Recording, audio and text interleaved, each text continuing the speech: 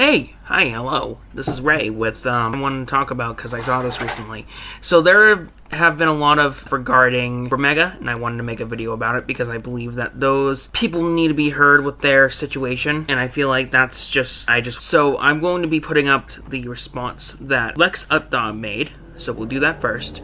In November 2021, I was essayed by Don D-R-R-R, on the first night that we had met while dating. We were both staying at Matt H. Watson's house. He attempted to physically force me to give him oral S, and the only reason it didn't happen was because I was forced to physically resist him when he didn't listen to my verbal commands to stop. I waited to confront Dawn until Creative Clash 2022, and to clarify, this is talking about Creative Clash 1 that happened in 2022, not Creative Clash 2, which happened this year, where I could keep it offline and then never see him again. But then Dawn was invited to Matt's house in LA right before I moved to LA to stay in the house that they use as an office. The SuperMegaplex for SuperMega, Matt and Ryan, Maggie's YouTube channel. So what I'm getting from this so far is that she got by someone who lived in Germany and this is from the video too, and I highly recommend you watch that video because if you don't, then it's gonna give you a lot less context. So I called them before I got there to tell them what happened so I could avoid being around Dawn, but they gave me mixed messages. Ryan wanted support, and 2 days later Matt, a phone call where he went into lawyer mode, and explained to me that technically Dawn isn't a plea, so we don't have to do anything, how SuperMega is his magnum opus, and how this would be very bad for them if anyone found out. Days later, they talked to Dawn privately at Matt's house, where they proceeded to explain to try and get his side of the story. Left a conversation with Dawn saying he didn't know what he did wrong, and Matt and Ryan deciding for me that Dawn and I just needed to talk things out in person.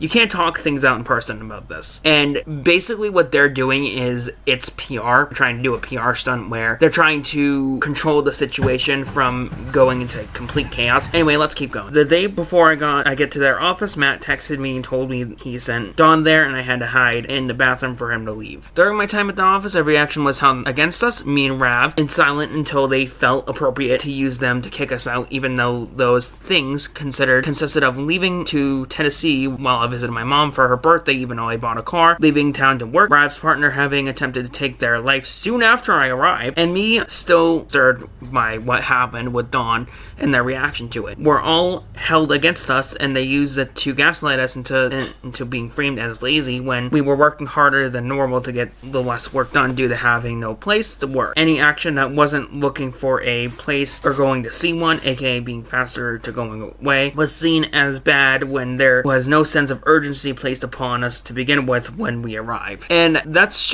horrible. That's really bad. And no amount of someone covering this, and I saw this bit earlier today. I saw Mo Black's video where he was addressing a video about the situation with Matt and Ryan both giving their own retelling of the situation, and they called out Mo Black's, but they didn't do it by name, and I just want to say, not cool. That's not cool at all. He was doing it because he believes that their voices need to be heard, and I personally believe that that is what he's trying to do, and I believe that is the right. And he said that he was starting to get really tired of covering every single. Staying at the office was uncomfortable as they did not want us to be there after this event, and we ended up homeless as a result, icing us out, refusing to communicate to us almost completely despite staying at their job, even about grocery things like concerns about us living there, or when they wanted us gone. Matt and Ryan instead delegated this responsibility to their employees, who we saw as friends, asking us to help them with chores around the house until they had them correspond in their stead about moving out, upon which we realized what was going on and saw ourselves out before we got kicked out. After this, we had no communication with them. We were robbed on the way out, and back from LA, we lost almost everything we had. We couldn't get our belongings from the office while living in the car, and from hotel to for a while because they weren't talking to us. I felt like I couldn't talk about what was going on with me for the past year, because I had to explain things that Matt and Ryan clearly didn't want people to know. And this whole thing is crazy. It's crazy to think that you don't know someone on YouTube, and I'm just thinking to myself, wait, who's SuperMega? And then looking it up, and it's like, oh, well, this is kind of bad. And then she makes a follow-up saying, Dawn's last message to me apologizing for assaulting me by calling it, and everything before that to not write it. Matt telling me the day before I arrived, Dawn was there. Ryan bringing up wanting to talk about Dawn, like drama plus getting mad. I was sad at his birthday day after I saw Dawn. And this is just saying, hey, I know you don't really want to hear from me, but I just want to say I'm sorry about the trip and everything before that. I had no idea how you felt about things till you had to tell me in person, and even then I was too stupid to comprehend anything. I just really wanted to say I'm sorry about putting you through this. All I can say is that I didn't mean for this to turn out this way. Again, sorry for everything. And that's a really crappy response. And then this nice up dog, I thought you was a femboy, day ruined. This is so funny, LMAO. Hey, can't wait to see you. Just an update. Dawn is staying at the office with Rav right now. What should I do? Because she didn't know what to do. She was panicking probably because she was going to meet her abuser in person. And, well, shoot, this is kind of bad. So then he responded with, oh, whatever you want. I was just updating you on where Dawn was staying so you knew. My place is full at the moment, unfortunately. And that's a kind of... So Ryan then responds with, we were told that y'all are still upset with how we handled this Dawn situation. Is this not true? If the problems you're talking about aren't that just an off vibe, then yeah, we've got it too. Whether it's a standoffishness we're getting from y'all acting in a rude manner when invited to my birthday, or what seemed like directed negative sarcasm in a recent group chat. If the problems you're talking about aren't that and are just an off vibe, we've caught it too. Whether it's a stand-up we're getting from y'all acting, it's difficult not to not expect this. There is antagonism behind some of these things. And that's just in trying to put it off as, oh, he's not an employee, so therefore there isn't anything we can do. And then trying to explain it in a bro kind of way like she said. It's crappy behavior. No matter how you look at this, it's just bad. And it's horrible. It's a horrible thing to have to talk about this or to be silenced like this. And then on July 27th, she tweets, I made a video about my experiences with Dawn and Matt and Ryan / SuperMega. It would mean a lot to me if you watched it. And I watched it, and it was crazy. You know, it's something, this all happened like in a span of a few days. And it's very sad to see that another YouTuber has gone down like this. So Rab then responds soon after saying, I would like to thank Lex for speaking so candidly about both her and my experiences. Watching her video has been incredibly cathartic and validating. I'm glad we're finally going to be able to move past this chapter of our lives. Here are my thoughts on the situation. Reads, now that Lex has made her statement in addressing her situation with SuperMega, I feel time is appropriate for me to share my perspective on this matter as someone who is both familiar with all the parties involved and has personal involvement in this situation. In short, I am inserting myself into this discussion both because I was present during many of the key events and because having witnessed many of them up close, I feel morally obligated to provide validity to Lex's account. Right out the gate, I would like to make it abundantly clear that I have no desires to drama farm going into this,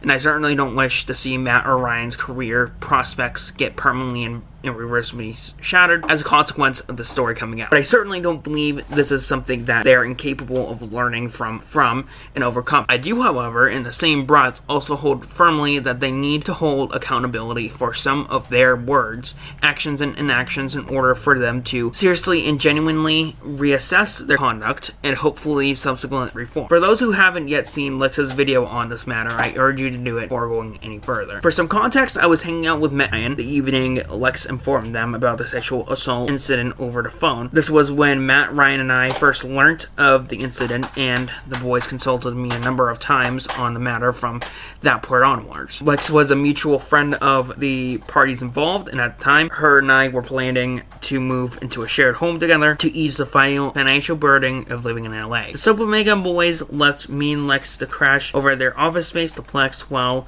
we looked for a spot to rent. The boys were still actively working with their own thumbnail artist, Dawn, at the time of the revelation. I had previously worked and hung out with Dawn too, as I used to occasionally hire him for commission work. Beyond that, at this point, I feel it might be more productive for me to highlight some of the key relevant moments than go over every instance in considerable detail. A few examples should hopefully suffice, as my main intention is to provide some clarity. Besides, Lex's account does a good job outlining most of the key events as is. So this is basically just an overview of his own accounts, and I feel really look into because I just believe, again, they're victims of the situation, they need to be heard. One of the most alarming instances during this time, for me personally, was finding out that Matt and Ryan, after taking both Lex and Dawn separately around the incident, urged the two of them to talk things out and reconcile. This is something Matt and Ryan at the same said they told Lex, and Lex also confirmed this to me separately. A victim of SA ought to be nurtured and protected in these kinds of moments, not to be told to make up with their assaulter exactly. This, in my opinion, is an example of the boys attempting to wash their hands of any responsibility pertaining to the incident, choosing to instead make themselves as uninvolved as possible. It is also, in my eyes, a failure to appropriately recognize the severity of the situation. Worse yet, they further surrendered their responsibility of dealing with their employees to the victim by asking Lex whether they should fire Dawn or not, instead of taking matters into their own hands. For record, this was also confirmed by all the parties involved. Again, the victim should not be charged with making such decisions as his employer, whose employee sexually assaulted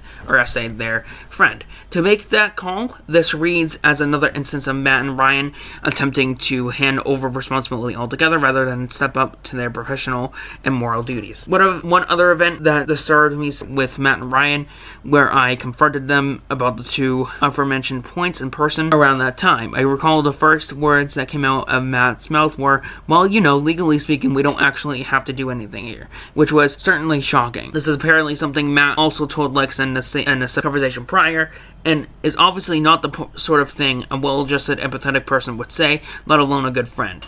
Ryan didn't interject to correct or paraphrase anything at any point either. Just to be clear, throughout all, it appeared the boys were operating in agreement with one another. It took Lex a lot of strength and courage to open up to them about her traumatic experience in the first place. And then Matt and Ryan treated her case as an inconvenience/nuisance time and time again.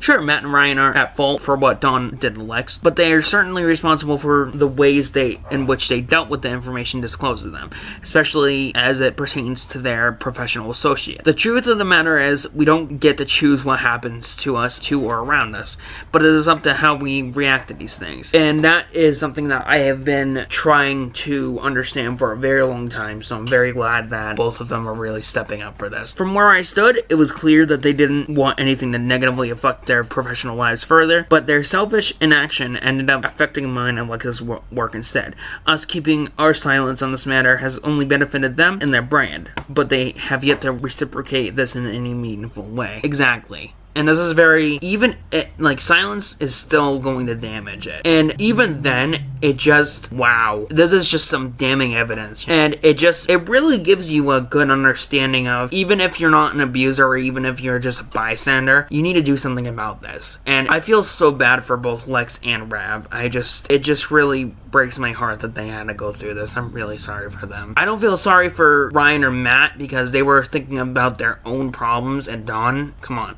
Even though I told them both off about much of this last year, there's part of me that hopes these kinds of instances don't accurately reflect who Matt and Ryan actually are.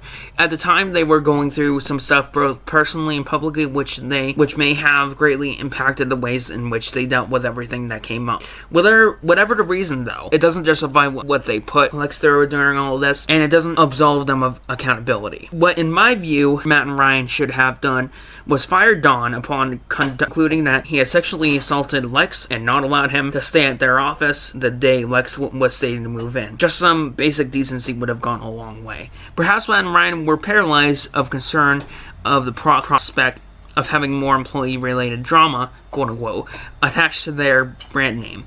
But I hold that virtue ought to supersede with such concerns. There are always options available beyond utter silence and total ostracism. And yet, sadly, none appear to have been considered here. There's a number of ways to interpret this kind of thoughtlessness, but it's crucial to acknowledge, and ultimately no conclusion will undo the damage that has already been dealt so far. In my closing remarks, I want to make something clear. I understand that this is not up to me to forgive Matt and Ryan. Having known both Matt and Ryan for years now, I would believe that they are both greater than the sum of their errors, and I hope to see them prove this going forward. It should also go without saying that I, of course, deeply sympathize with Lex and feel incredibly frustrated to have watched things play out the way they have until now.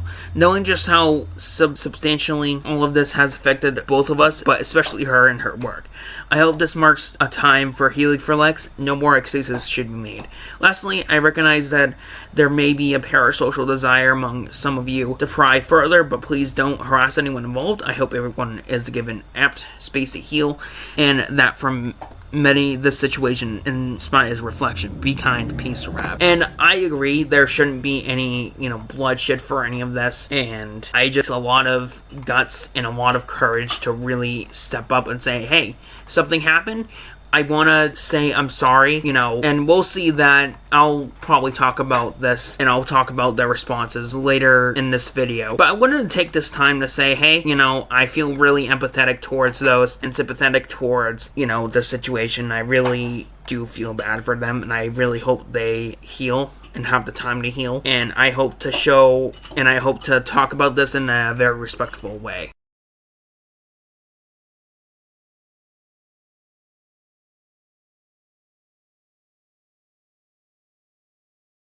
And I hope everyone had a good time watching this. Thank you guys so much for watching. I have yet to watch the response to Ryan and Matt. I probably won't be responding to that. But anyway, hope you guys enjoyed. Please remember to like, subscribe, comment on what you liked and disliked. And hey, maybe, who knows, maybe your comments will show up in my end video next time. Bye.